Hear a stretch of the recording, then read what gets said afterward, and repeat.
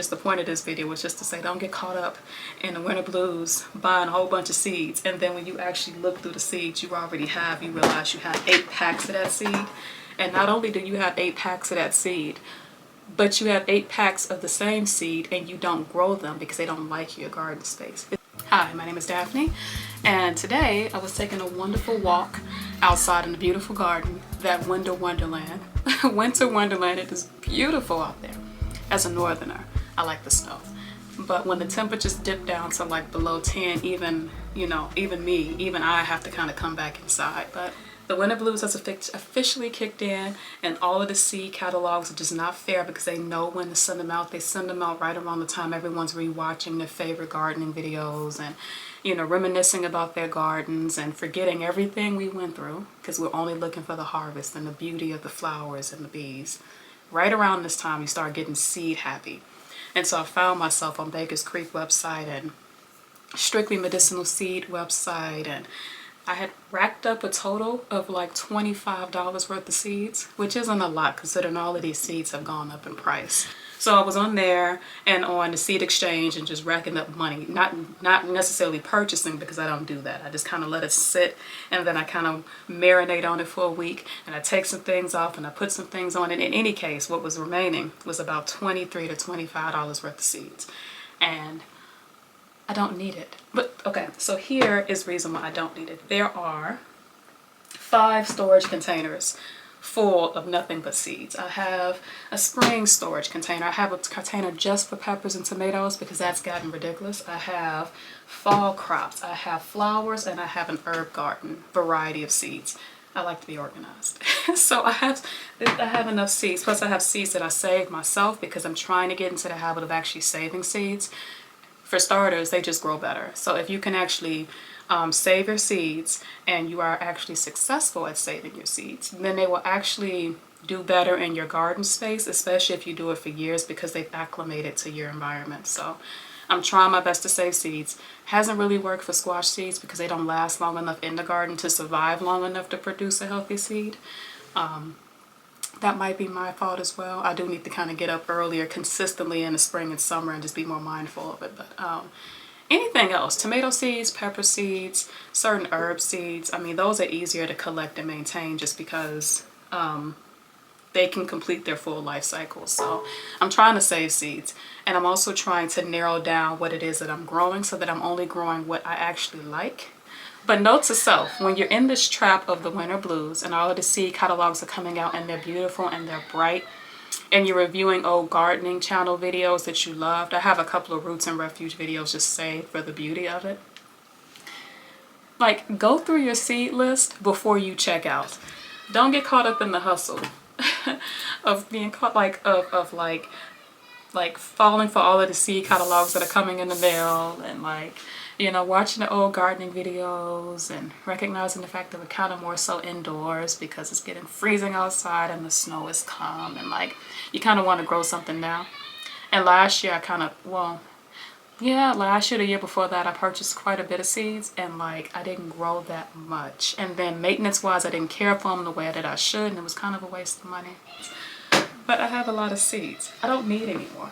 But I love these containers. If anybody was wondering, I think I showed these before in a gardening video a few years back. But I actually got these from Michael's, and around this time, these are on clearance. I don't know why, but these are photo storage albums. These photo storage albums at the actual physical stores and on the website are always on sale. So I think I've paid no more than about $10 for these, but there was one I actually got for $4 because one of the buckles was broken and all I had to do was pop it back in.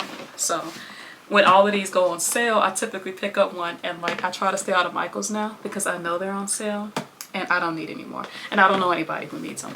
But this one, for example, are my spring flowers, and so I have and they have these little cases too, so it keeps your seeds dry. So the spring flowers, I have them designated by color, and I'm kind of OCD, so yellow flowers, purple flowers, pink flowers, red. And then this one is the herb garden, but all of my herbs for the most part are perennial, so I don't have to plant these out anymore. But there are Valerian, skullcap, toothache plant. Seeds I collected for that when I grew those plants like 3 to 4 years ago. This one's for fall seeds, okra, and I like carrots. And I was going to purchase more carrot seeds, but every time you order something in the winter from Baker's Creek, well, it's the fall or winter from Baker's Creek, you always get a free carrot seed. And then I think every time you order late winter, early spring, you get some type of lettuce like Merlot. So just note, so like I don't need any more carrots. And then the winter greens are cool, but I do have peas, and the only peas I have are Alaskan peas. Nothing wrong with them though. But if you want the pop color, I wanted like the purple ones. Here's my baby though. The peppers and the tomatoes. So we have our purple tomatoes, large orange, pinkish tomatoes, white tomatoes. We have pole beans, the yellow ones, which I'll never grow again. These freaking, my friend gave me these, a Honey Delight hybrid tomato. They're good. But these, and these are the reason why I never go into this case though, because these like yellow pear tomatoes, some people may love them. They were tasteless. They were tasteless. I mean, they spread like wildfires. They was crossing all over the place, but like, and dropping, I couldn't get to these fast enough. And the problem was they were halfway ripening. They were ripening way, way later than any other type of plant, any other type of tomato, even the larger ones. And then they were tasteless. And the plant was sickly, but it was spreading like crazy. Never again. Never, ever, ever again. And I have like 4 containers of them. Never again will I grow these. And then in here as well, I have all my hot peppers. Also have a spring container as well. And in the spring container, there are all of my trellis pole beans. I have those separated by trellis and by bush beans, because you need to know which ones grow like 4 to 5 feet up, you know, and don't bush out. I don't really grow bush beans anymore, because I feel like I want to grow them more for the ability to freeze my pole beans, and I just don't feel like I get enough in the bush. But trellis, I mean, those things got like 5-6 feet tall, crossed over the trellis, and I was picking them for months. So, excuse me. I have trellis beans, I have all of my lettuces, spinach. I have a whole container of spinach, and I stopped growing spinach. I mean, look how much is in here. It's packed. But I stopped growing it because it doesn't seem to like my area. Maybe I'll try it again this year, but I don't know. I have tons and tons of basil. I actually want to try growing this baby again because it was beautiful. This, where is it? This lettuce leaf basil. I mean, it'd be so beautiful for like summer wraps, you know, sushi rolls. It's just amazing. I'm gonna grow these again, so we'll see. But then I have all of my summer squashes here, which is why I'm like, as much as I want to buy some more summer squash seeds, I don't need any more. I need to perfect these before I go buy some more. So any melons, cucumbers, winter squash, most of these categories I don't touch because, you know, it gets to the point. So when you're gardening, you're thoroughly excited, and you just like anything that produces anything, you're thoroughly ecstatic about. When I first started gardening, I think I had a handful of like cherry tomato plants. They were super sweet 100s, and I had maybe 2 to 3 pots of a pepper. I got 1 pepper, and then I had some basil, and maybe a couple of squash that didn't produce anything, and I was so happy. And then like the next year, it was thoroughly, and like it was beautiful, but it was wild and crazy. I had squash, and I did actually get a couple of cucumbers and a bunch of things. But we had a bunch of rain that year, and it was a balanced type of climate for 2021. And I grew everything. I grew huckleberries, and I grew tomatillos. Never ever again, ever in life. Them things, it was bad. It was all types of bad. Them things was dropping like crazy, and they spread everywhere. It was bad. And we don't even eat tomatillos. I don't eat mild tomatillo sauce. It's a waste of money. By the 3rd year, no, I would say by the 4th year, you stop buying seeds that you know you're not going to grow.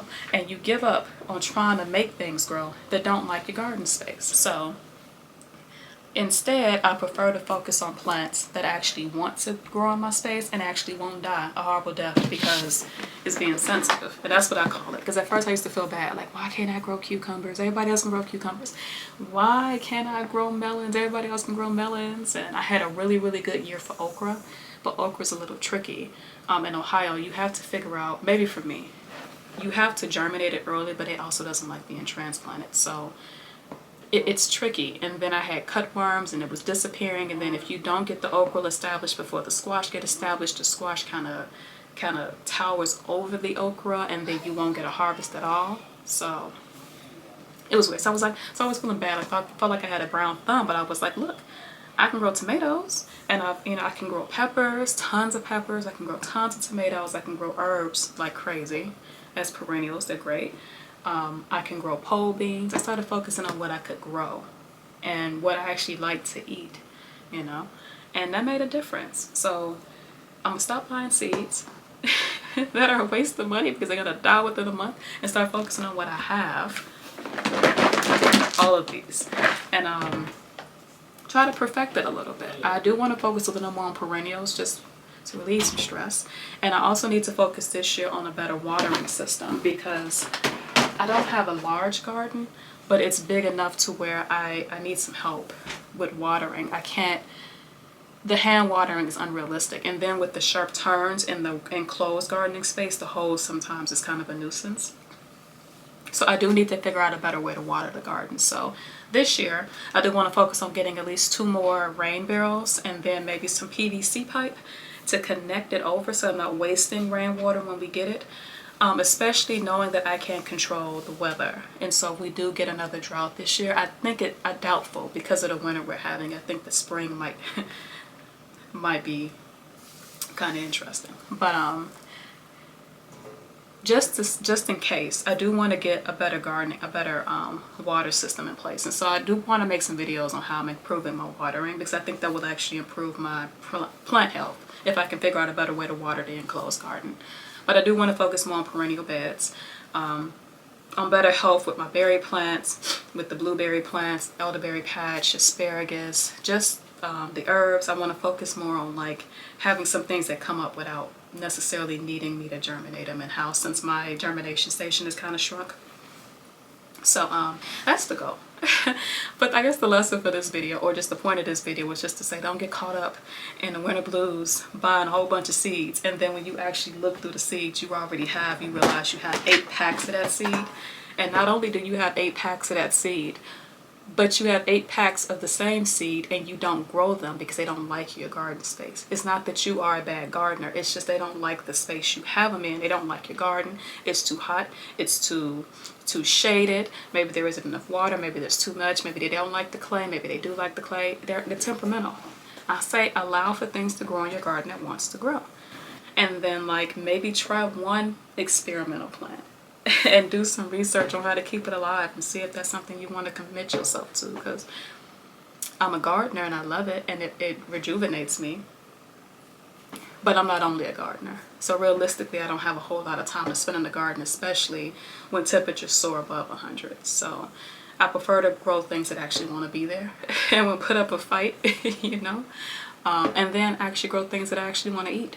You know, so if I am putting in the effort to keep you alive, at the very least, I should like how you taste. So that is the goal for this year, which means I'm not buying 3 different varieties of squash because I don't really like squash. My husband does. I don't really like squash, and it does not like my garden so much. I'm not buying them. I'm going to sit on it for a week, and then if I still want it, I might buy the bergamot seeds because I want to make the teas, and I think the teas would be very beautiful, half red and half purple, you know.